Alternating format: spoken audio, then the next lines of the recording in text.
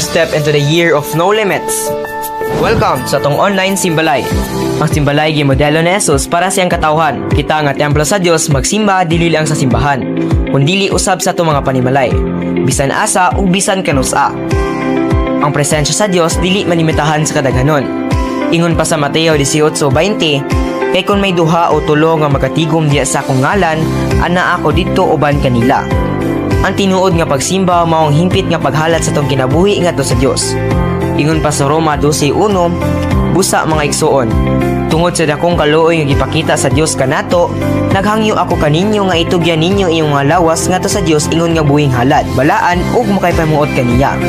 Mao kining matuod nga pagsimba nga angan ninyong ihalad. Dini sa tong simbalay, we will experience transformation, reconciliation, and blessing with no limits sa mga panimalay nga mituo o midawat sa Ginoo.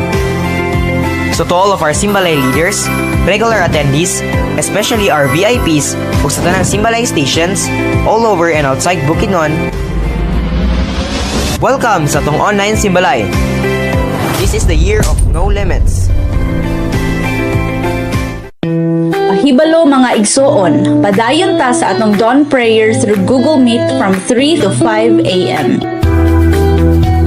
To our newly encountered leaders, atong post-encounter lesson is every Tuesday at 5:30 p.m. dire sa atong simbahanan og via Google Meet.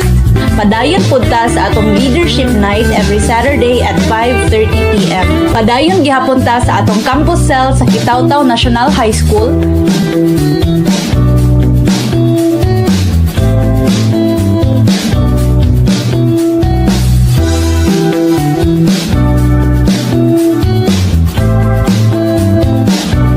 Don Carlos National High School,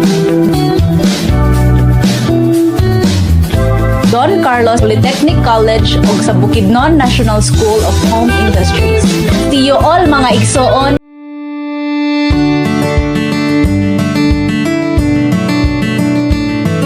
Hi Ecclesians! Welcome sa atong online simbalay. Ako si Mayan Sana ug ako si Junay Capamarillo. And we welcome you all sa atong online simbalay. Good morning! And tapika imuhang katapan, maayong buntag igsuon.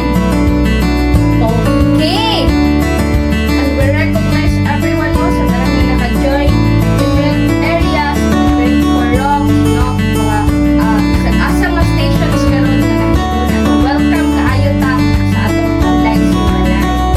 And Mayan, no, kumusta man ang imuhang experience last Sunday sa atong macro simbalay?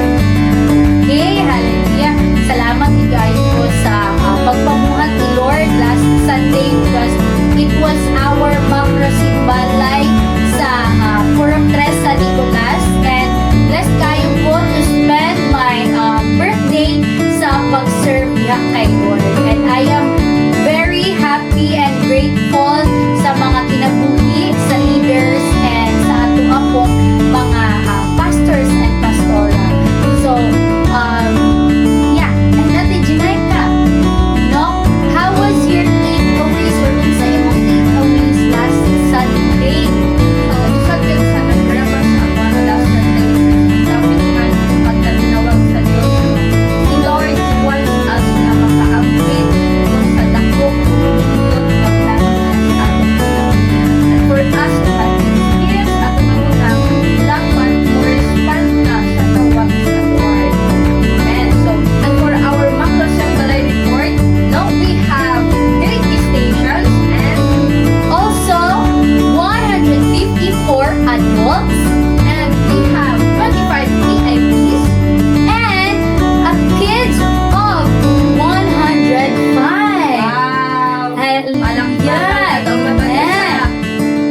And we had an overall total of 284. Amen. So nag-grow and nag-multiply na gitna, no? In so many stations, guys, si Lord nagagamit sa mga tao nga naadira sa inyong mga panimalay. And even ikaw, no, wala nagapamili si Lord o kinatawag. Munang dili ni accident nga naakadira, nagajoin and nagapaminaw tungod kay purpose ni Lord.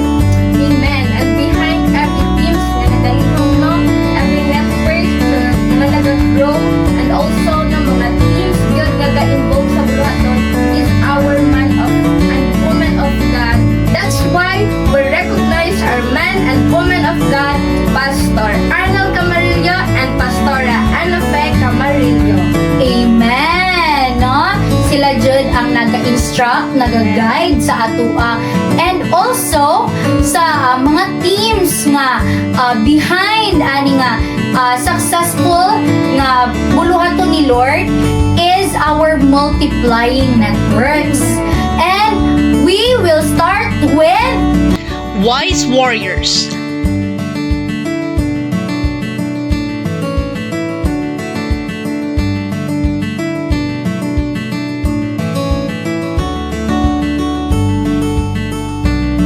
Blessed Generation.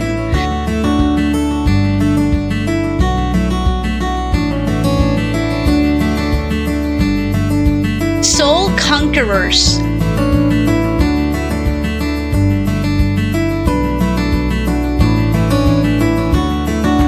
Light-hearted Disciples.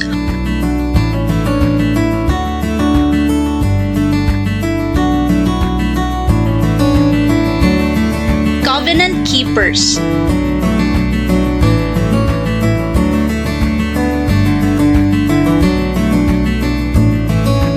Christ Ambassadors.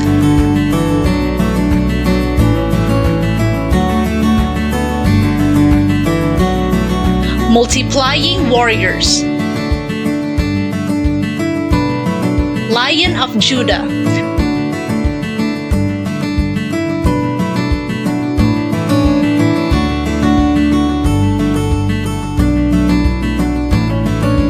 God's Warriors.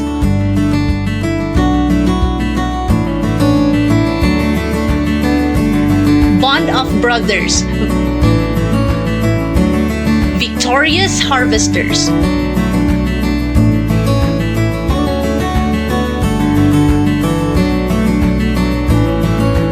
Faith Builders.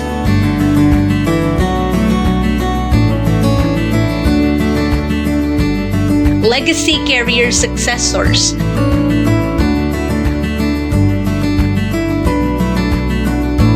Unstoppable Dreamers.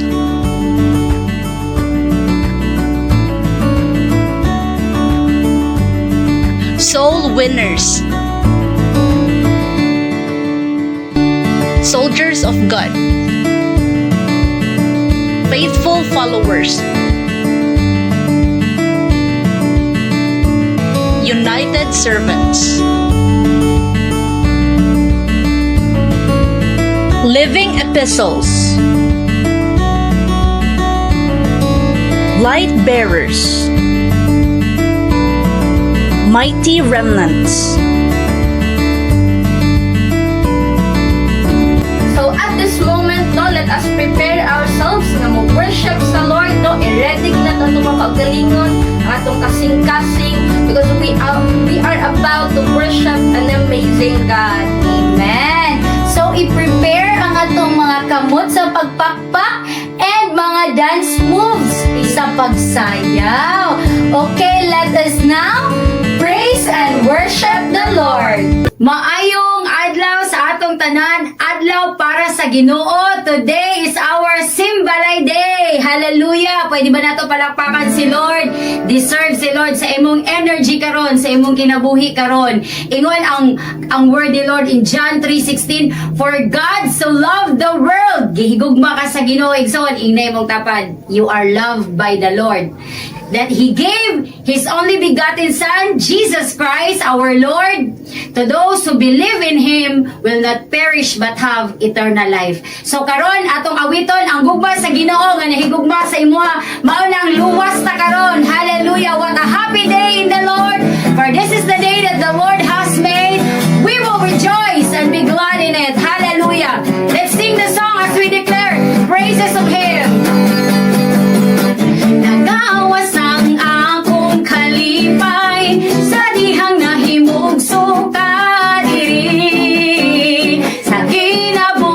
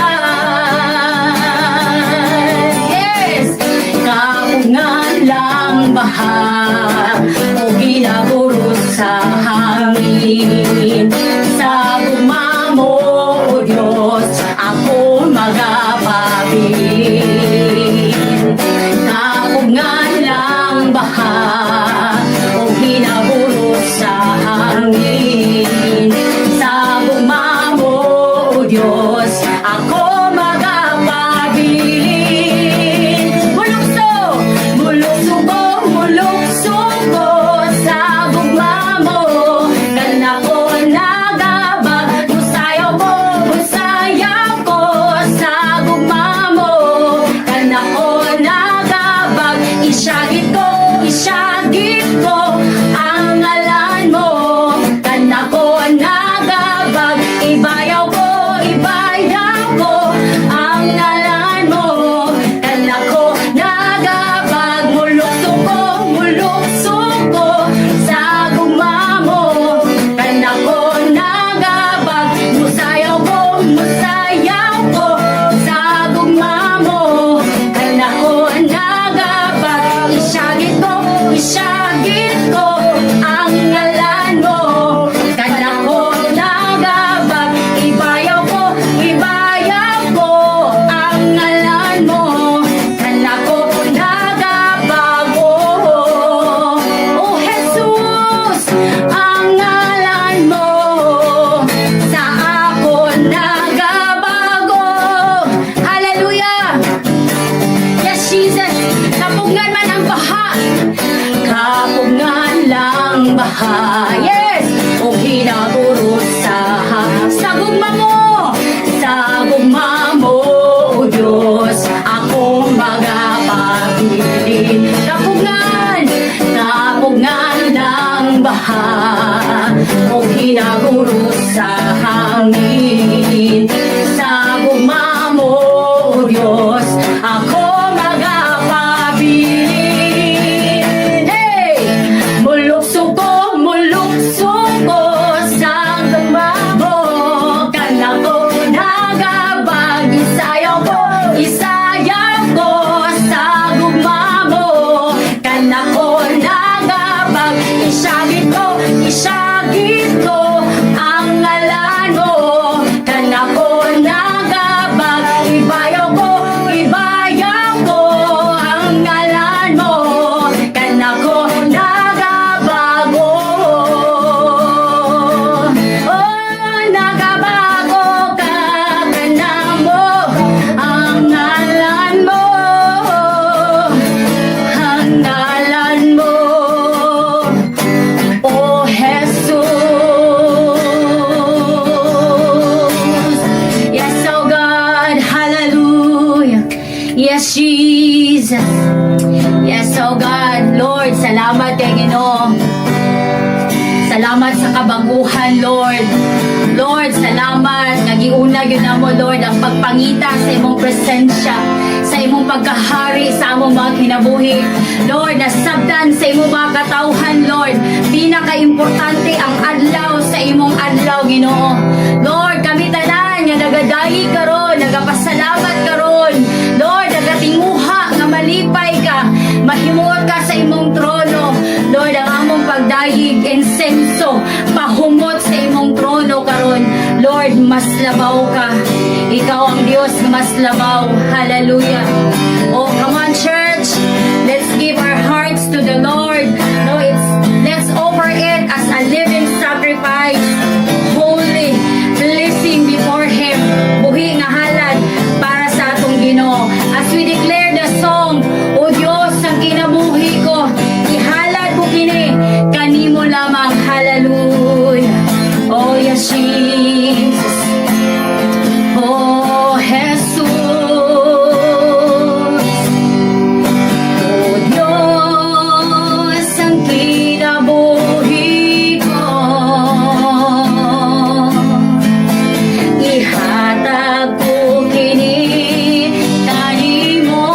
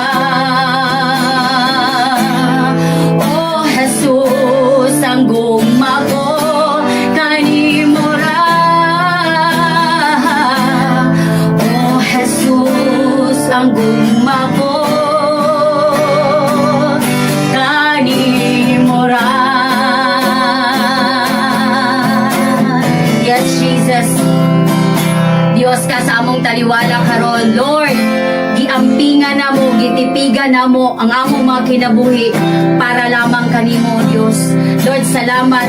Ikaw ang Dios nga nahigugma nga rika namo, tibuok namo nga pamilya. Lord, among ihalat kini nga simbalay karon nga kabutagon, o Dios.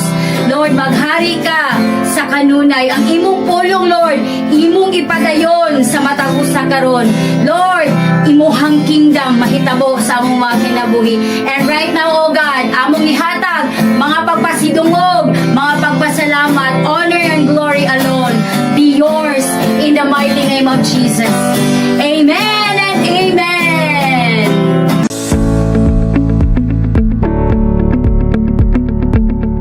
Na nagbuntag mga igsoon. Ko dahil si Cristo tumamak. 34 ang edad. Taga Mandamunay, Don Carlos. Ako lang istorya akong kaagi, no. Ako na pagmatuod sa kaibulungan buhat sa Dios. Sa akong kinabuhi, sukal niya akong nailhan o na-encounter si Cristo. Una sa wala pa kailangan Kristo, ang akong kinabuhi puno sa bisyo, sama sa sigarilyo, inom o paggamit sa ginadili nga droga, nga diin iguba sa akong kinabuhi. Sulod sa isa ka tuig, napriso ko tungod sa droga, nakagawas pero wala matagam. Nibalik gihapon paggamit o gamit pa na maligya. Kajad. Tungod sa bisyo, naguba akong pangimalay o akong igsuon, ginikan na wala na isalig nako. Pero usa ka adlaw, na-invite ko sa Tigom, diin ay pagtuon sa pulong sa Ginoo. Anto gikunik ko sa cell group. Matagor ni Lord nga ako madungog. Ako di yun na para ni sa kuha. Mi-decide ko nga mo-appeal sa encounter atong December 5, 6, 7, 2025. Dito na ako na-experience ang kabaguhan ang tinuod nga kalipay nga si Kristo ra ang makahatag. Tungod sa encounter, nibalik akong relasyon sa ni Kristo o resulta pa dyan na nindot nga relasyon sa akong kaugalingon o anak o mga igsuon o ako pod nga ginikanan. Tinuod gayod nga giingon sa 2 Corinto 5:17. Ang tanang mahiusa kang Kristo bag-o ng binuhat, ang daan ni agi na ug ang bag-o miabot na. Ako tuo nga daghan pang mga nindot nga bag-ong butang ang ipasinati sa Ginoo nako. Ang salin sa matag usa, dangop sa Ginoo samtang may panahon pa. To God be the glory. Thank you mga igsoon.